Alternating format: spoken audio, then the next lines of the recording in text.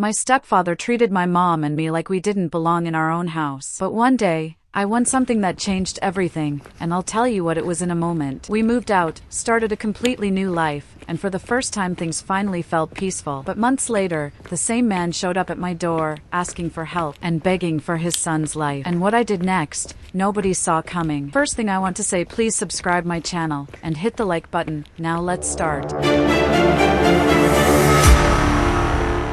My name is Emily Carter, and if you met me today you'd probably think I've had a pretty normal life. Small coffee shop on Maple Street, a cozy apartment above it, a simple routine. People come in, grab a latte, chat for a bit, and sometimes they tell me how lucky I am to run my own little place. But what they don't know is that my life didn't start here. Not even close. The truth is, this whole life of mine started with a single prize bond ticket. And before that, things were complicated. I grew up in Dayton, Ohio, in a small 2-bedroom apartment with my mom, Sarah. Mom was the kind of woman who always tried to keep things calm, even when life was throwing curveballs. She worked 2 jobs most of the time. One at a grocery store during the day, another cleaning offices at night. I used to wait up for her sometimes. "Emily, honey, you should be asleep," she'd say when she saw me sitting on the couch. "I was just waiting for you." She'd smile and kiss my forehead. "Kiddo, one day we'll have it easier. I promise." Back then, it was just the 2 of us. And honestly, those were the happiest years of my childhood. But things changed when I turned 13. That's when my mom married Mark Johnson. Mark seemed nice at first. He had a deep voice, wore plaid shirts all the time, and drove this old blue pickup truck that rattled whenever it started. He also had a son from a previous marriage named Jake. Jake was 2 years older than me. The first time I met him, he looked at me, shrugged, and said, "Guess we're stuck in the same house now." Typical teenage attitude, right? I didn't think much of it. At first, things seemed okay, but slowly, the atmosphere in the house started changing. Mark lost his job at a manufacturing plant a year after the wedding. After that, he was always stressed. Bills piled up, and he started getting frustrated about everything. The electricity bill, groceries, noise, even the way the house looked. Mom tried her best to keep peace. "Mark's just having a rough time," she'd whisper to me. "It'll pass." But it never really did. Jake picked up on his dad's attitude too. He started acting like the house belonged only to them. If I used the TV, he'd complain. If I left a book on the table, he'd say something sarcastic. "Wow, Emily, ever heard of cleaning up after yourself?" Stuff like that. Nothing huge, but enough to make the house feel uncomfortable. Mom noticed it too. Sometimes late at night she'd sit at the kitchen table with a cup of tea, looking exhausted. "Are you okay, Mom?" I'd ask. She'd force a smile. "I'm fine, sweetheart." But I knew she wasn't. As the months went by, money became tighter. Mark started doing odd jobs here and there. Construction one week, warehouse work the next. But nothing lasted long. Whenever things went wrong, the tension in the house would rise. And somehow, me and my mom always seemed to be the easiest targets for his frustration. Not in some dramatic movie way, just constant criticism. Why are groceries so expensive? Why is the electric bill high? Why can't things ever go right in this house? Mom stayed quiet most of the time. She believed patience could fix anything. I wasn't so sure. One evening when I was 17, I overheard Mom crying softly in the kitchen. I stepped in. "Mom?" She quickly wiped her eyes. "Oh, it's nothing." But I sat beside her. "You don't have to pretend with me," she sighed. "Sometimes life just feels heavy." I held her hand. "One day it won't." She smiled weakly. "You're a good kid, you know that?" I shrugged. "Just trying to survive, Mom." She laughed a little. "Yeah, me too." Around that time, I started working part-time at a small convenience store after school. Nothing fancy. Just stocking shelves, running the register, and occasionally helping customers find stuff. But I liked it. It gave me a break from the tension at home. One night my coworker Lucas was joking around with customers. "Hey Emily, you ever buy a prize bond?" he asked. "No." "Come on," he said, waving a colorful ticket. "You never know. People win big with these things." I laughed. "Yeah, right. Seriously," he said. "For $5? It's worth a shot." I thought about it. $5 wasn't much, so I bought one. I stuck the ticket in my wallet and honestly forgot about it. Life went on. School, work, home, same routine, same stress, same small apartment. A few weeks later, something unexpected happened. I was at the store when Lucas suddenly shouted, "No way." Everyone looked at him. "What?" What? I asked. He was staring at the computer screen. Emily, you might want to come here. I walked over. What's up? He looked at me with wide eyes. Is this your ticket number? He pointed at the screen. My heart started beating faster. Yeah, why? Lucas leaned back in his chair. Girl, you just hit the jackpot. I blinked. What? He laughed. I'm serious. That prize bond just won a big payout. My brain couldn't even process it. How big? Lucas whistled. Let's just say, your life might be about to change. That night I went home shaking with excitement. Mom was folding laundry when I burst into the room. Mom! She looked surprised. Emily? What's wrong? I held up the ticket. Remember that prize bond one bought? Yes, it won. She smiled. That's nice, honey. How much? I took a deep breath. A lot. She frowned slightly. How much is a lot? I told her the number. Mom dropped the towel she was holding. Emily, are you serious? I nodded. For a few seconds we just stared at each other. Then Mom hugged me tightly. Oh my goodness. Emily! We both started laughing. Not because it was funny, but because it felt unreal. After years of struggling, something good had finally happened. That night we stayed up talking for hours. What should we do? Mom asked. Well, I said slowly. First thing, we move. She looked at me carefully. You sure? I nodded. Yeah. Mom sighed softly. Maybe you're right. Then she smiled. You know what I've always dreamed about? What? A small place where things feel peaceful. I grinned. Then let's make that happen. And the crazy thing? The next day something else happened. Something none of us expected. Mark came home earlier than usual. He looked different. Quiet. Tired. Mom asked carefully, everything okay? Mark rubbed his face. They let me go. Mom blinked. What? Job's gone. The room went silent. Jake looked up from his phone. You're kidding. Mark shook his head. No. For a moment no one said anything. Then Mom said softly, we'll figure something out. But inside my mind, one thought kept repeating. Our lives were about to change, and none of them had any idea.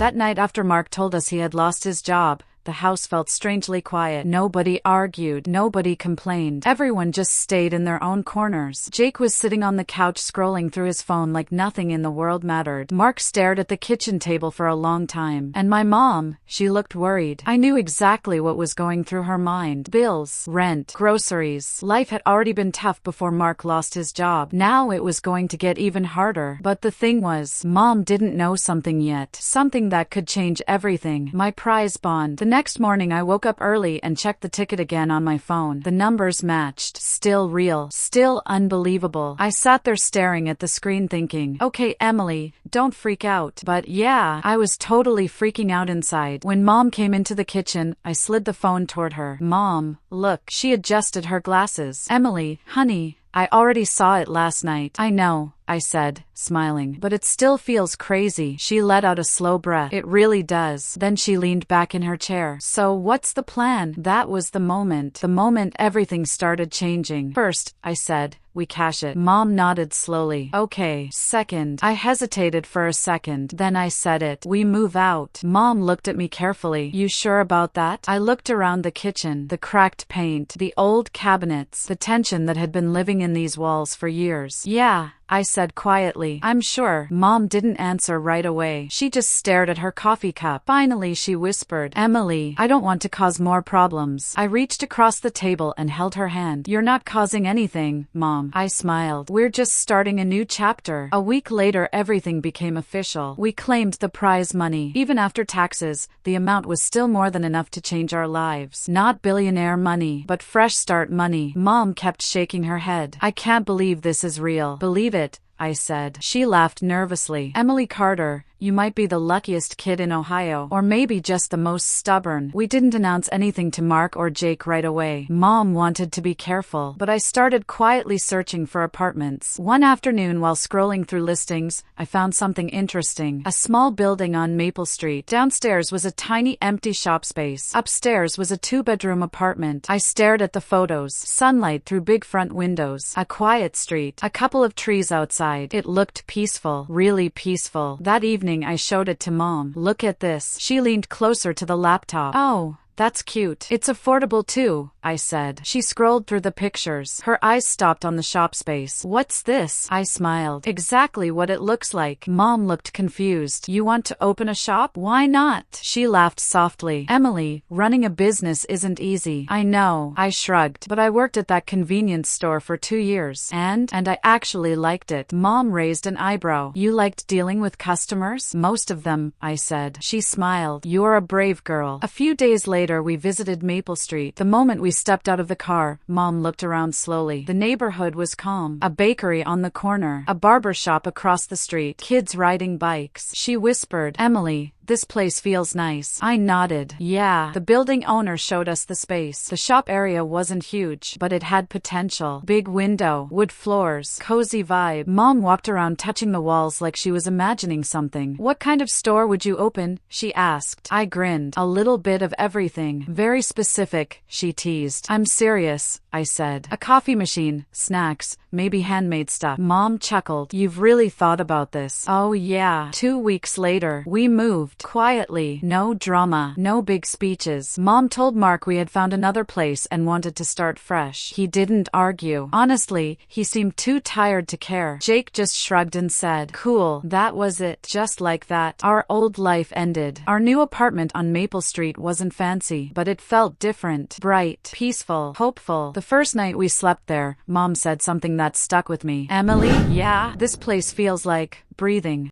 I smiled in the dark. Good. Thank you, she whispered. You don't have to thank me. I do. The next month was busy. Really busy. We cleaned the shop, painted the walls, installed shelves, bought a small espresso machine. Mom kept joking. Emily, we're running a startup now. Hey, I said, laughing. Every big business started small. The name of the shop came to me randomly one afternoon. Sunrise Corner. Mom loved it. Sounds hopeful, she said. That's the idea. Opening day was nerve-wracking. I stood behind the counter feeling like my heart was going to explode. Mom was arranging cookies on a tray. Relax, she said. Easy for you to say. The door opened. Our first customer walked in. An older man wearing a baseball cap. Morning, he said. Morning, I replied. He looked around. New place? Yeah. He smiled. Well, welcome to Maple Street. He ordered a coffee. Simple. But when he left he said something that made my whole day. Nice place, kid. Word started spreading around the neighborhood. Slowly but steadily, people began stopping by. A teacher from the local school, a delivery driver who loved our donuts, a group of college students who practically lived on iced coffee. Running the shop was hard work, but I loved it. Every morning I unlocked the door and thought, this is mine. Not in a greedy way, in a grateful way. A couple months passed. Life felt stable for the first time in years. Then one afternoon something unexpected happened. The shop door opened, and someone I hadn't seen in weeks walked in. Mark. He looked different, older, more tired. For a moment we just stared at each other. Then he said quietly, Hey, Emily. Hey. He glanced around the shop. So this is your place? Yeah. He nodded slowly. Looks nice. I wasn't sure what to say. Then he sighed. Your mom here? She's upstairs. He hesitated. Mind if I talk to her? Something about his voice felt different. Not angry, not frustrated, just worn down. Sure, I said. Go ahead. A few minutes later I heard Mom's voice upstairs. Then silence. Then quiet conversation. I stayed behind the counter pretending to wipe cups. My mind kept wondering, why was Mark here? After about 20 minutes Mom came downstairs. Her expression looked complicated. Emily, she said gently. Yeah? Mark's going through a rough time. I crossed my arms. He lost his job. I know. Mom looked at me carefully. It's more than that. What do you mean? She hesitated, then said something that made my stomach drop. Jake's sick. Apparently Jake had been dealing with serious health problems. Hospital visits, tests, medication, and medical bills. Lots of them. Mark had tried to handle it alone, but without a steady job, things were getting really difficult. Mom looked worried. He seemed desperate. I stared at the counter quietly. Part of me remembered all the uncomfortable years, the tension, the criticism, the constant stress, but another part of me remembered something else. Jake used to help me with math homework once. Mark fixed my bike tire when I was 15. Life wasn't always black and white. Sometimes it was just messy. That night I lay in bed staring at the ceiling, thinking a lot. Mark had come asking for forgiveness and help. Mom said he looked ashamed, like a man who finally realized how much he had messed up. But Mom hadn't promised anything. She just listened. The problem was, I knew something she didn't. We had enough money to help, more than enough. The question was, should we? I got out of bed quietly and walked to the window. Maple Street was calm, streetlights glowing softly, our shop sign swinging gently in the wind. I thought about the past, about everything that had happened. Then I whispered to myself, revenge doesn't fix anything. And right there, I made a decision. That night, after Mom told me about Jake being sick, I barely slept. I kept staring at the ceiling in my room, listening to the quiet sounds of Maple Street outside. A car passing by, wind brushing against the shop sign, the soft hum of the refrigerator downstairs. Normally those sounds felt peaceful, but that night my mind wouldn't slow down. I kept thinking about Mark's face when he came into the shop earlier that day. He looked different. Not angry, not frustrated, just tired and kind of broken. And when Mom said Jake was sick, something inside me shifted. Because the truth is, no matter what our past looked like, Jake was still just a kid trying to get through life. And illness doesn't care about family drama. It just shows up, uninvited. The next morning, I opened Sunrise Corner like usual. Coffee machine humming, fresh pastries on the counter, morning sunlight pouring through the front window. Customers came in one by one. Morning, Emily. Hey there. Best coffee on Maple Street. I smiled and chatted like always, but in the back of my mind, one thought kept circling. Do something. Around noon, my coworker Lucas stopped by. He still worked at the convenience store,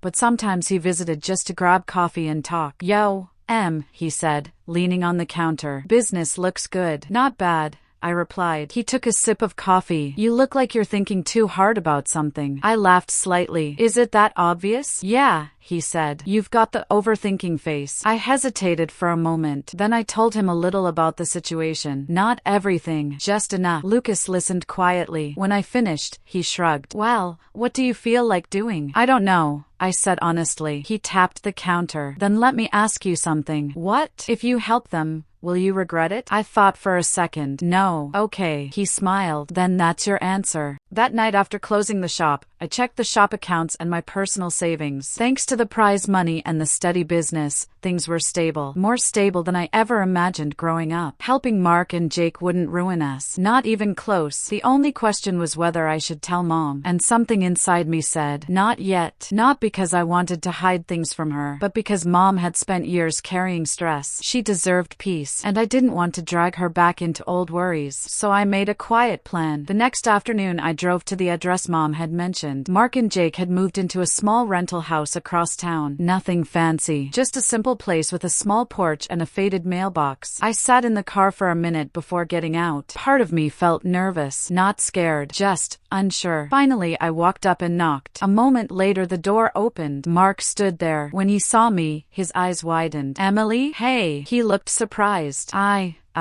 Didn't expect you. Can we talk? He stepped aside quickly. Yeah, of course. The house was quiet. A couch, a small TV, a few boxes still unpacked. Mark looked embarrassed. Sorry about the mess. It's fine, I said. We sat down. For a moment, neither of us spoke. Then he sighed. Emily, about the other day. You don't have to explain. He shook his head. No. I do. His voice sounded heavy. I wasn't a great stepdad. I stayed quiet. He looked down at his hands. Truth is, I handled life badly. He took a deep breath. But that doesn't excuse anything. For the first time in years, Mark looked genuinely humble. Not defensive. Just honest. I asked softly, how's Jake? Mark rubbed his forehead. He's hanging in there. What exactly is going on? Doctors say he'll recover, but the treatment takes time. And money? I asked gently. He nodded. Yeah. He tried to smile. But we'll figure something out. Something about the way he said it made my chest feel tight, because I knew he didn't actually have a plan. He was just trying to stay strong. That's when I slid an envelope across the table. Mark frowned. What's this? Help. He didn't open it. Instead, he pushed it back toward me. No, Mark. I can't take money from you. It's not like that. Yes, it is, he said firmly. I made enough mistakes already. I leaned forward. Listen. He looked at me. This isn't about the past, I said. This is was about Jake. The room went quiet. Mark stared at the envelope again. Then slowly he opened it. Inside was enough money to cover several months of medical expenses. His eyes widened. Emily, this is… I know. He looked stunned. I can't accept this. You can, I said calmly. And you will. He shook his head. Why? That question hung in the air. Why would I help after everything? I thought about it for a second. Then I said the only honest answer. Because kindness isn't weakness. Mark didn't speak for a long time. Finally, he whispered, thank you. Over the next few months I helped quietly. Sometimes with medical bills. Sometimes with groceries. Sometimes just small things. Mark tried to find steady work again. Jake slowly started improving. But I kept everything private. Mom had no idea, at least for a while. One evening after closing the shop, Mom came downstairs looking thoughtful. Emily? Yeah? She crossed her arms playfully. Wanna explain something to me? My heart skipped. What do you mean? She held up a receipt. Hospital payment. My name on it. I sighed. Well, guess the secret's out. Mom sat down across from me. You've been helping them. It wasn't a question. I nodded slowly. Yes. She stayed quiet for a moment. Then she asked softly, why didn't you tell me? I didn't want to stress you. Mom looked at me carefully. Emily, you know you don't have to carry everything alone. I know. She leaned back in the chair. Then she smiled a little. You've got a big heart. I shrugged. Maybe. She shook her head gently. No maybe about it. A few weeks later, Jake actually visited the shop. He looked thinner than before, but much healthier. When he walked in, he gave me a small, awkward wave. Hey. He looked around the shop. This place is cool. Thanks. He hesitated. Then he said something I didn't expect. Dad told me what you did. I raised an eyebrow. Oh, yeah. Jake scratched the back of his neck. I